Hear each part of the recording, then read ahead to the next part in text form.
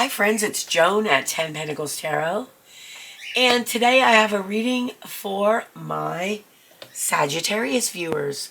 So if Sagittarius is your sun sign, your rising sign, your moon sign, or even if your Venus sign, there's likely to be a message, at least one message here for you. This is a general reading, so everything I say may not apply to every person. Please don't try to force anything to fit. If it doesn't fit you, it is not your message. This is a reading that is about energy. So if you see masculine and feminine, or male and female images on the cards, please know that you do not need to be that gender in order to embody that energy. We all embody masculine and feminine energies at different times. So please excuse my voice. I've got a bit of a cold here, but it's going away quickly. And I want to tell you that today I'm going to be using the Lavender edition of the 1909 Classic Tarot. This deck's by Viewmont. If you're a tarot enthusiast, it also comes in pink. They're not paying me to say that. I just like it a lot. Stay tuned for the end of the reading. I will give you a message from a loved one in spirit using the Voice of the Soul's Oracle, so you don't want to miss that. Now, Sagittarius, what I'd like you to do is to take some deep breaths while I'm shuffling. I want you to focus on something you've been thinking about, something's been on your mind. It might be an issue you're facing. It might be a decision you have to make. It might be a question you have. You might be wondering about what to do next in a certain area of your life. Now, remember that Spirit will send messages that you need to hear and not necessarily the messages you want to hear. So keep an open mind. You'll know what's for you.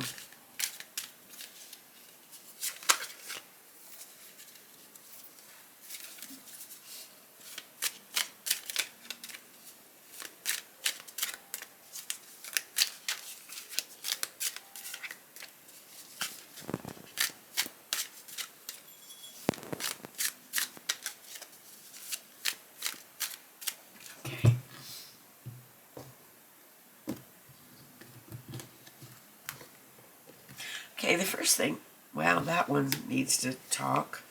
Okay, the first card I want to look at is the Three of Wands. This is all about making plans for the future. So this might be what you're doing right now. You may be making plans for the future. You may be making lists and seeing, should I do this? Should I do this? What are the pros and cons? So that may be something that you're dealing with right now. If you are, that is definitely a confirmation that this is your reading. Okay, the card on the bottom of the deck is the Ace of Swords. This represents an opportunity to gain clarity on something, and this is also something that's happening in your life right now. You are receiving an opportunity to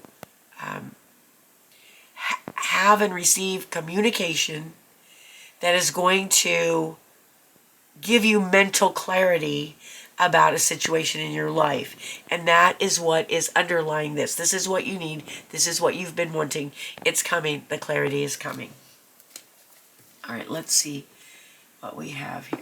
We have the King of Wands. Second time he showed up tonight. We have the Knight of Swords. Oh my goodness, we have the Knight of Cups. And we have the Nine of Swords. All right, we don't have any major arcana cards at this point. So that means that these are all everyday things that you may be dealing with and people that you may be dealing with in the next 3 to 4 weeks. So for whenever you see this reading, again, it is good for the next 3 to 4 weeks after you see it, and it is timeless. So, first card is the King of Wands. Now, these three cards, the King of Wands, the Knight of Swords, and the Knight of Cups, may represent you and qualities of yours, or they might represent people in your life. When I describe the qualities, you're going to know if that's someone else or if that's you. And if it isn't someone else, then it could be qualities that Spirit is asking you to embody at this time that will really help you. So the King of Wands is a leader. He's a king. He can be a father figure. He can be a boss. But the King of Wands is a very charismatic person. The King of Wands inspires others. Is that you? If you have the ability to inspire others, that is a great, great gift. And if so, Spirit wants you to use this. He is fiery. He is passionate. He is outgoing. He is going to go the extra mile. He will be a great communicator. And there's something really fiery and magical about this person.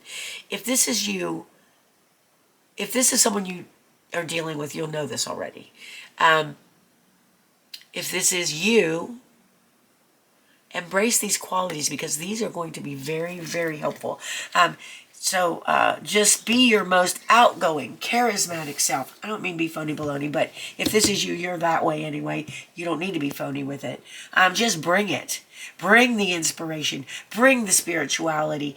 Even bring the artistic stuff, because that's what all this is about. It's creating. It's inspiring. It's like, wow, this is going to be big in the next 3 weeks for you. Okay. The Knight of Swords is on a mission. Now, are you on a mission? The Knight of Swords is in a hurry. The Knight of Swords has a goal. And this goal has to do with loyalty, justice, logic, thought, communication. That's what the swords are about. And this knight is in a very, very big hurry to get this done. Now, those may all be good goals. This goal may be an excellent goal. But if you are the Knight of Swords, you need to slow it down a little bit. Only enough so that you can be sure that you are not making errors because of your hurry to get done, okay? That's what Spirit's saying. Just make sure you're not making errors because you're going so fast, okay? Anybody can do that, not just you. Okay. Now, going the opposite way of this goal, okay, so this goal about clarity and communication and logic and justice and loyalty is taking you one way. There's a goal in a different direction that is taking you toward love. And it's okay to want it all. You just have to kind of do one thing at a time, I guess. Or different things at different times. The Knight of Cups is on a mission to find love. The Knight of Cups is on a mission to find emotional fulfillment. So, on the one hand, you're chasing the big goal that is very logical and very straightforward. This could have to do with legal matters. It could be having to do with standing up for the downtrodden. It could be whatever this goal is. It's consuming you right now, and you're trying to get it to do it fast. The King of Wands is looking in the same direction. So if this is you, these qualities are going to serve you going after this goal. But on the other hand, you are rather also, at the same time, you would really like to find emotional fulfillment. You'd really like to find love. And this is causing you some worry. Something you're really worried about in this area. The Knight of Swords is all about, it's called the Nightmare card. And you could be having bad dreams, but not necessarily. This is about anxiety, and this is about worry. Okay? And let me assure you that when you get this card, it is telling you one thing, and that is this. That most of the things you're worried about are never going to happen. Worry is only going to cause stress on your body and your mind. It can affect your health. And on the outside chance that something you're worried about happens, did the worry help you? No, it does not help anything. It only makes matters worse. So the message of this card is please, please, please Do not worry. Realize that most of the things you're worried about are never going to happen. All right, let's pull a few more cards and see. We've got the Ace of Wands. We have got the Eight of Swords. And we've got the Two of Pentacles. Okay, this makes complete sense. Now, the Ace of Wands and the King of Wands are they're really connected. And okay, because the Ace of Wands is an opportunity to create something new. This is an opportunity to be involved in something that inspires you. This is an opportunity to inspire others. This can be an opportunity to involve yourself in a creative endeavor or a spiritual practice. Okay, wands are very spiritual as well. And the fact that the King of Wands is here tells me that as the King of Wands, you are receiving these opportunities. As the King of Wands, you are also creating these opportunities. Okay? You're creating them for yourself. You're creating them for others. So really embrace this fiery, creative, spiritual Wands energy in the next few weeks. It's going to serve you well. I'm going to put these two together because this Eight of Swords kind of goes with the Knight of Swords quite well. The Eight of Swords is all about feeling like there's something that you cannot get out of, okay? Know that this card is telling you there is a way out. This person can walk right out of that group of swords. This person can shake their arms and get those bindings off. This person can take that blindfold off and take a good look. So if you feel like there's a situation and you can't get out of it, look at it from a different point of view. You most assuredly can get out of it, okay? And you may need to face this as you're on your journey as your Knight of Swords. All right, then we have the Two of Pentacles, and this is telling you to get some balance. You need to balance your Swords and Cups energy. You need to just bring some balance into your life because it seems like you're running full speed in one direction and then you're running full speed in another direction at the same time, and it's just not working. You got to gain some balance and set priorities, and that way you can make plans for the future that you are creating here and that you are going toward. So, friends, that was your reading. I hope it was helpful. Right now, I want you to focus while I shuffle on a loved one in spirit. This can be a friend. This can be a family member. This can be an ancestor. It's someone in spirit that you would like to receive a message from. And know that the message will come that is supposed to come to you, and it might not be from the person that you're thinking of, but it will be a message from someone that finds it to be very, very important. I find that the most important messages are the ones that come through.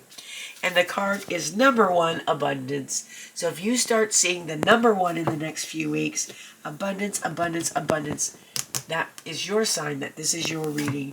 And let's read the meaning of this card. Abundance.